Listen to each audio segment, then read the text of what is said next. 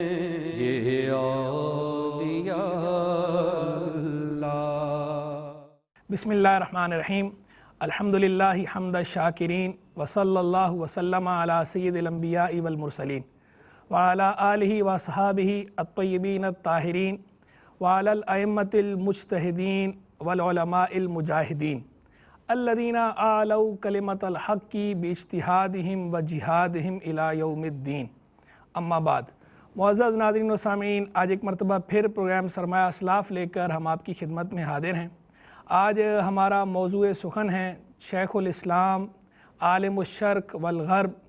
فخر المجاہدین، قدوۃ الزاہدین، فقیہ الفقہاء امام عبداللہ بن مبارک مروزی رحمہ اللہ، متوفی 181 سنہ ہجریہ، اور آپ کی چند تالیفات۔ ناظرین، امام عبداللہ بن مبارک رحمہ اللہ کے کیا کہنے ہیں؟ ان چند ہستیوں میں سے ایک ہیں کہ جن کے لیے صحیح معنوں میں یہ لفظ صادق آتا ہے کہ وہ کرزمیٹک پرسنالٹی کے حامل ہیں، کرشماتی شخصیت کے حامل ہیں۔ آپ خیر کے کسی گوشے کو دیکھیں اور علم و فضل کے کسی بھی گوشے کو دیکھیں، ہر علم و فضل کے ہر گوشے میں اور خیر کے ہر پہلو سے امام عبداللہ بن مبارک رحمہ اللہ آپ کو امام نظر آئیں گے۔ اور اکثر متنبی کا ایک شعر مجھے امام عبداللہ بن مبارک رحمہ اللہ کو میں ڈیڈیکیٹ کرتا ہوں کہ جب بھی امام عبداللہ بن مبارک رحمہ اللہ کا ذکر ہوتا ہے تو مجھے متنبی کا یہ شعر بے ساختہ یاد آ جاتا ہے ارتجالاً۔ اور جب کبھی متنبی کا یہ شعر پڑھا جائے یا متنبی کا یہ شعر کہیں لکھا ہوا دیکھوں تو فوراً جو پہلا خیال آتا ہے وہ امام عبداللہ بن مبارک رحمہ اللہ کا آتا ہے۔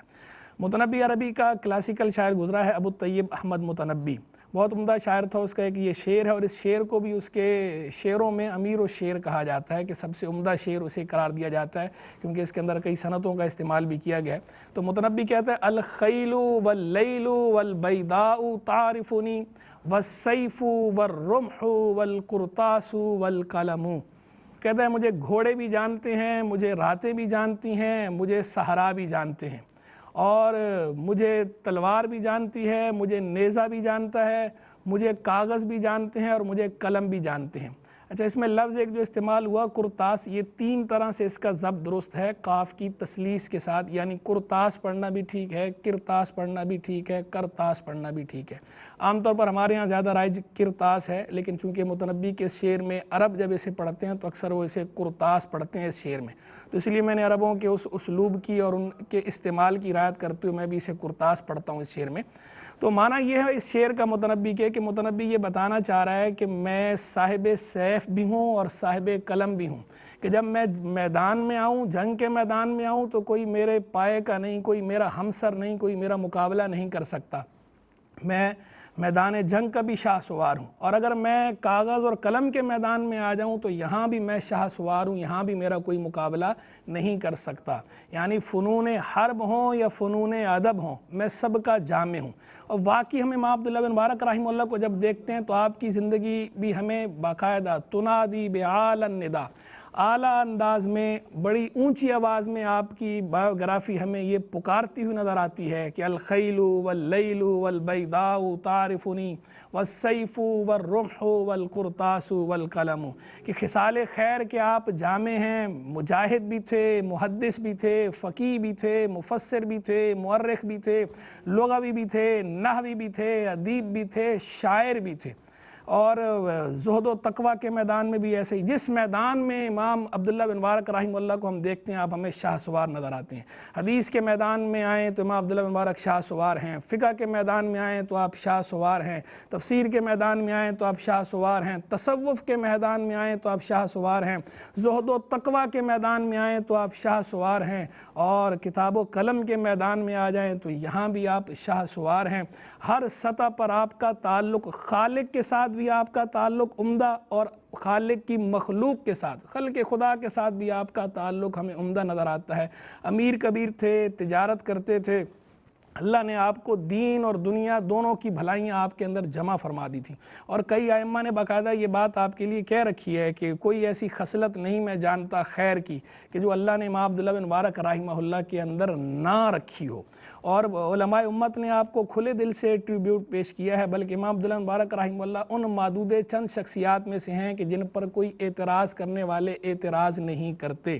ایک بڑے امام ہیں علامہ عبدالقادر قرشی رحمہ اللہ نے الجواہر المدیہ میں نقل کیا حضرت ابو عمر کے حوالے سے کہ انہوں نے کہا کہ فقہاء میں سے میں کسی فقیہ کو نہیں جانتا کہ جس پر کوئی اعتراض نہ کیا گیا ہو سوا امام عبداللہ بن مبارک کے، کہ یہ ایسے فقیہ ہیں کہ ان کو سارے مانتے ہیں، ان کا لوہا ہر میدان میں مانا گیا ہے، ان کا سکہ ہر جگہ چلتا ہے، اور ان کو تمام ہی چیزوں پر ید طولہ حاصل تھا، کمانڈ حاصل تھی، بھرپور کمانڈ حاصل تھی۔ امام سفیان ثوری رحمہ اللہ جو خود اعلیٰ پائے کے محدث بھی ہیں، اعلیٰ پائے کے فقیہ بھی ہیں اور بلند پایہ صوفی بھی ہیں، خود امام مجتہد ہیں، امام متبوع ہیں امام سفیان ثوری رحمہ اللہ، اور امام سفیان ثوری رحمہ اللہ امام عبداللہ مبارک رحمہ اللہ کے استاد بھی ہیں، آپ نے ان سے اکتساب علم بھی کر رکھا ہے۔ ایک مرتبہ امام عبداللہ مبارک رحمہ اللہ ایک جگہ تشریف فرما تھے تو ایک آدمی نے آپ سے کہا کہ یا عالم المشرقی حدثنا، اے مشرق کے عالم ہمیں حدیث بیان کیجیے۔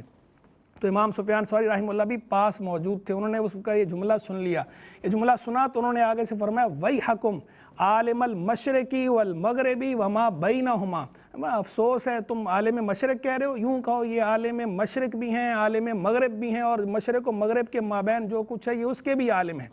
یعنی امام عبداللہ مبارک رحمہ اللہ اتنے بلند پایہ عالم تھے کہ آپ کی اس علمیت کا لوہا بڑے بڑے ائمہ نے مانا، اور خود امام سفیان ثوری جو مجتہد بھی ہیں اور آپ کے استاد بھی ہیں، اور وہ یہ بات کہہ رہے ہیں اور سامنے دوسرے بندے کو کہہ رہے ہیں اور آپ کی موجودگی میں کہہ رہے ہیں کہ یہ عالم مشرق بھی ہیں، عالم مغرب بھی ہیں، اور مشرق و مغرب کے مابین جو کچھ ہے یہ اس کے عالم ہیں، یعنی یہ عالم الدنیا ہے، یہ دنیا کے عالم ہیں، یہ اتنے بڑے عالم ہیں۔ تو امام عبداللہ مبارک رحمہ اللہ کو یہ بھرپور ٹریبیوٹ ہے امام سفیان ثوری رحمہ اللہ کی طرف سے۔ بلکہ ایک اور بڑے امام ہیں عبد الرحمن بن مہدی رحمہ اللہ، یہ عبد الرحمن بن مہدی رحمہ اللہ وہ ہیں کہ ان کے بارے میں ایوب بن المتوکل نے یہ بات کہہ رکھی ہے کہ جب ہم اس بات کا ارادہ کرتے کہ ہم دین اور دنیا دونوں کو اکٹھا دیکھیں تو ہم عبد الرحمن بن مہدی کے گھر چلے جاتے تھے، یعنی ان کو اللہ نے دین اور دنیا دونوں کی فراوانی عطا فرمائی تھی، یہ عبد الرحمن بن مہدی۔ اور یہ عبد الرحمن بن مہدی وہ ہیں جن کے بارے میں امام علی بن مدینی رحمہ اللہ یہ بات فرماتے ہیں کہ اگر میں رکن اور مقام ابراہیم کے مابین یہ قسم کھانا چاہوں کہ میں نے عبد الرحمن بن مہدی سے بڑا عالم نہیں دیکھا تو میں یہ قسم کھا سکتا ہوں۔ یہ عبد الرحمن بن مہدی وہ ہیں۔ تو یہ عبد الرحمن بن مہدی جو ہے یہ کہتے ہیں کہ ائمہ صرف 4 ہیں، یعنی اور وہ 4 کون سے ہیں؟ کہتے ہیں کہ امام سفیان ثوری، دوسرے امام مالک، تیسرے امام حماد بن زید، اور چوتھے امام عبداللہ بن مبارک۔ اور یہی عبد الرحمن بن مہدی جو ہے یہ ایک مرتبہ یہ بغداد معلیٰ تشریف لائے، آپ کا گھر تھا وہاں پر اسے بیچنے کے لیے تشریف لائے، تو جو وہاں کے اہل الحدیث تھے، محدثین تھے، لوگ جمع ہو گئے آپ کے پاس، اور آپ کے پاس آ کر انہوں نے آپ سے سوال پوچھا کہ حضور آپ نے امام سفیان ثوری کی مجلس میں بھی آپ بیٹھے ہیں، ان کی صحبت بھی آپ نے اختیار کی ہے، ان سے بھی حدیث کا آپ نے سماع کیا ہے، اس طرح آپ امام عبداللہ بن مبارک کی مجلس میں بھی بیٹھے ہیں، آپ نے ان سے بھی حدیث کا سماع کیا ہے، علم کا سماع کیا ہے، ذرا یہ تو بتائیے کہ دونوں میں سے ارجح کون ہے، دونوں میں سے زیادہ فضیلت والا کون ہے، زیادہ راجح کون ہے، بڑا کون ہے؟ تو اس پر جو ہے امام عبد الرحمن بن مہدی نے جواب میں فرمایا ما تقولون، تم کیا کہہ رہے ہو، یہ کیا بات کہتے ہو؟ انہوں نے کہا اگر سفیان ثوری رحمہ اللہ اپنی پوری کوشش لگا دیں اس بات کی کہ وہ ایک دن امام عبداللہ بن مبارک کی مثل گزار سکیں تو وہ اس کی قدرت بھی نہیں رکھتے، وہ ایک دن بھی عبداللہ بن مبارک جیسا نہیں گزار سکتے۔ یعنی امام عبداللہ مبارک کی زندگی ایسی تھی اور اتنی بھرپور اور ڈائنامک اور انرجیٹک زندگی تھی، اور خصال خیر سے، ہر طرح کی خیر سے اتنی بھری ہوئی تھی کہ ان کی زندگی کے ایک دن کی مثل دن گزارنا ائمہ اسے اپنے لیے سادہ سمجھتے تھے، اور یہ کہتے تھے کہ ہم اس بات پر قادر نہیں۔ یہ عبد الرحمن بن مہدی نے جو امام سفیان ثوری کے لیے کہا نا کہ وہ قادر نہیں ہے، یہ امام سفیان ثوری نے خود بھی یہ بات کہہ رکھی ہے، خود ان سے منقول ہے کہ انہوں نے فرمایا کہ میری یہ خواہش ہے کہ میں صرف 1 سال ایسا گزار سکوں جیسا عبداللہ بن مبارک رحمہ اللہ کا ہے، جیسی ان کی زندگی ہے میں صرف 1 سال ان جیسا گزار سکوں، لیکن میں 1 سال بھی نہیں گزار سکتا، بلکہ میں 3 دن بھی ان کی طرح کے نہیں گزار سکتا۔ اور ایک دوسرے مقام پر آپ نے فرمایا کہ میری یہ خواہش رہی ساری عمر کہ میں کوئی 3 دن ایسے گزار سکوں جو عبداللہ بن مبارک رحمہ اللہ کی مثل ہوں، لیکن میں اس پر قادر نہیں۔ یہ امام سفیان ثوری نے خود ٹریبیوٹ پیش کیا۔ اس سے امام عبداللہ بن مبارک رحمہ اللہ کی وسعت علم کا بھی پتہ چلتا ہے، ان کے فضل و کمال کا بھی پتہ چلتا ہے، ان کے زہد و تقوی، جود و سخا کا پتہ بھی چلتا ہے، ان کی زندگی کتنی پرکشش تھی، کتنی چارمنگ تھی ان کی لائف، اس کا بھی پتہ چلتا ہے۔ اور امام سفیان ثوری رحمہ اللہ کی تواضع اور انکسار کا بھی پتہ چلتا ہے کہ باوجود استاد ہونے کے اپنے شاگرد کی جو حقیقی خوبیاں ہیں اس کو تسلیم کر رہے ہیں، اور اتنے اعلیٰ انداز پر تسلیم کر رہے ہیں اور سب کے سامنے اس کا اظہار بھی کر رہے ہیں۔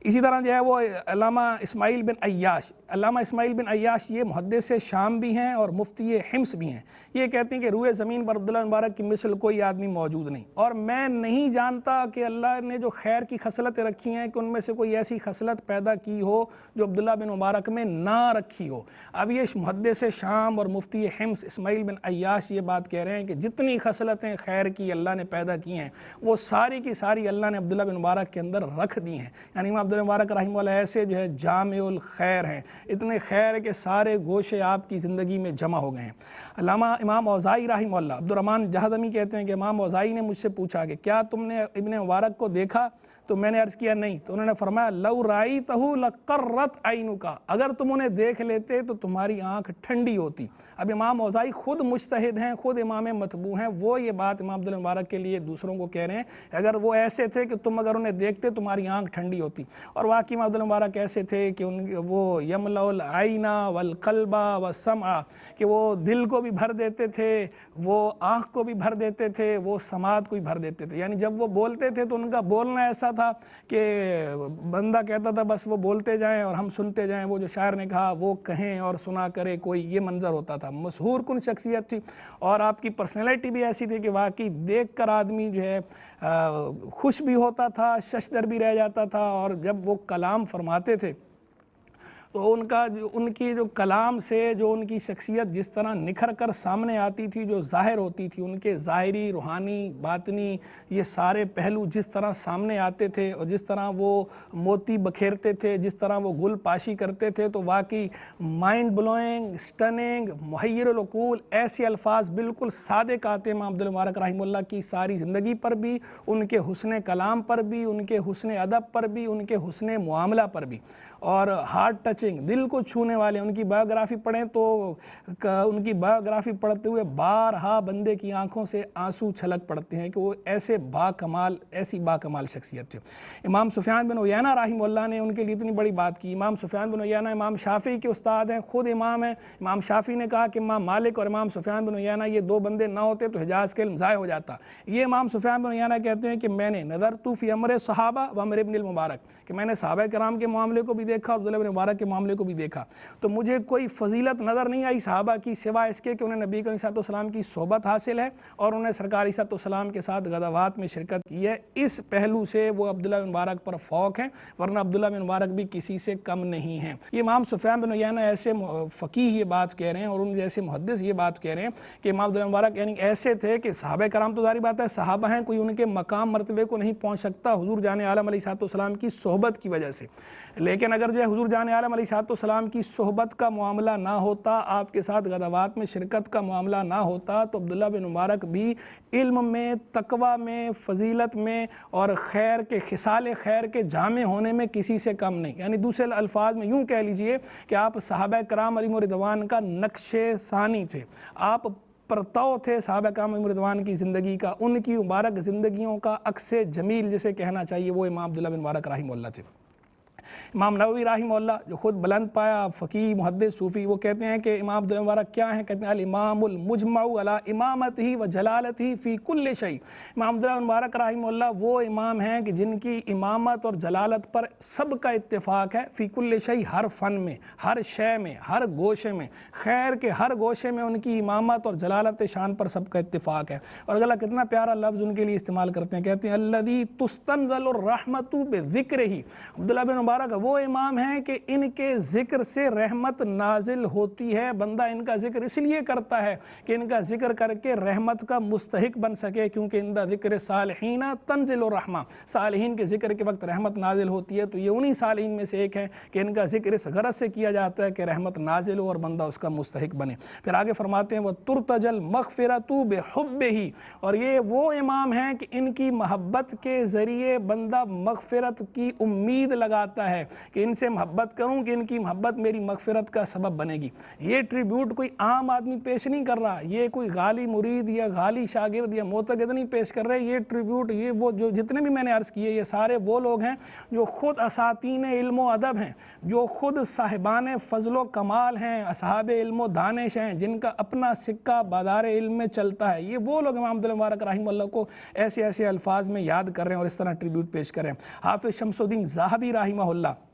جن کے بارے میں یہ بات مشہور ہے کہ الذہبی اقوالہ کالذہبی یا الذہبی کلامہ کالذہبی، کہ ذہبی تو وہ ہیں کہ ان کا کلام، ان کے اقوال سونے کی طرح کے ہوتے ہیں۔ یہ ذہبی جو ہے جب امام عبداللہ مبارک کا ذکر کرتے ہیں تو کہتے ہیں شیخ الاسلام، فخر المجاہدین، قدوۃ الزاہدین، اور بھی بڑے القاب ذکر کرتے ہیں، ساری باتیں ذکر کر کے آگے کیا فرماتے ہیں واللہ انی لاحبہ فی اللہ، اللہ کی قسم میں اللہ کی خاطر ان سے محبت کرتا ہوں، وارجو الخیر بحبہ، اور میں ان کی محبت سے خیر کی امید رکھتا ہوں کہ ان کی محبت سے مجھے بھی خیر حاصل ہوگی۔ کیوں؟ آگے وجہ ارشاد فرمائی، کیونکہ اللہ نے ان کو تقوی عطا فرمایا، عبادت کا نور عطا فرمایا، اخلاص عطا فرمایا، جہاد کی توفیق عطا فرمائی، وسعت علم عطا فرمائی، اتقان عطا فرمایا، ہمدردی لوگوں کی، خلق خدا کی غم گساری عطا فرمائی، والفتوہ، اور جود و سخا عطا فرمایا، فتوہ وصفات الحمید، اور اللہ نے اچھی اچھی ساری صفات اللہ نے عطا فرمائی ہیں۔ تو میں بھی حافظ شمس الدین ذہبی رحمہ اللہ سے یہ الفاظ مستعار لیتے ہوئے اپنے قلب کی کیفیت ذکر کرتا ہوں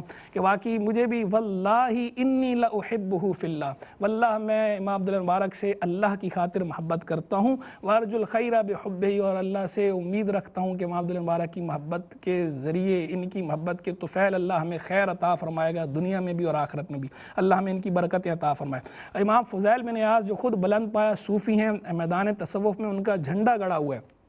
وہ یہ ارشاد فرماتے ہیں قسم کھا کر وَرَبِّ هَذَا الْبَيْتِ مَا رَأَتْ عَيْنَايَ مِثْلَ ابْنِ الْمُبَارَكِ، وہ بیت اللہ کی قسم کھا کر کہتے ہیں کہ بیت اللہ کے رب کی قسم، رب بیت اللہ، اس بیت کے رب کی قسم، یعنی بیت اللہ کے رب کی قسم، میری آنکھ نے عبداللہ بن مبارک کی مثل نہیں دیکھا۔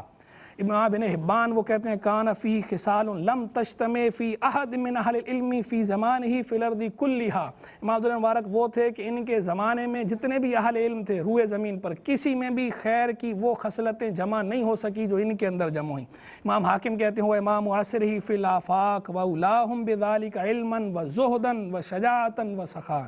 کہ یہ اپنے زمانے میں کہ امام تھے اور آفاق، شعراء آفاق تھے، آفاق میں ان کا چرچا تھا، اور سب سے بڑھ کر تھے علم کے اعتبار سے بھی، جود و سخا کے اعتبار سے بھی، زہد کے اعتبار سے بھی، اور بہادری کے اعتبار سے بھی۔ تو امام عبداللہ مبارک رحمہ اللہ کا کیا ذکر کیا جائے، انشاءاللہ امام عبداللہ بن مبارک رحمہ اللہ پہ ہم ایک الگ سے اور ایپیسوڈ کریں گے جس کے اندر امام عبداللہ مبارک رحمہ اللہ کی زندگی کے بارے میں، بایوگرافی کے بارے میں تفصیلات بیان کریں گے۔ بس اب میں اختصار کے ساتھ ان کی کچھ کتب کا ذکر کر دیتا ہوں۔ امام عبداللہ مبارک رحمہ اللہ نے کتابیں تو انہوں نے بہت ساری تالیف فرمائیں، لیکن حوادث زمانہ کی نظر ہو گئیں، کئی کتابیں آپ کی مفقود ہو گئیں، مسنگ ہیں، لاسٹ ہیں، اور کچھ کتابیں وہ ہیں جو مخطوط ہیں، مینوسکرپٹس ہیں اس کے موجود ہیں لیکن وہ چھپ نہیں سکیں، اور چند کتابیں ایسی ہیں جو آپ کی چھپ سکیں۔ ان میں جو سب سے پہلی کتاب آپ کی ہے کتاب الجہاد،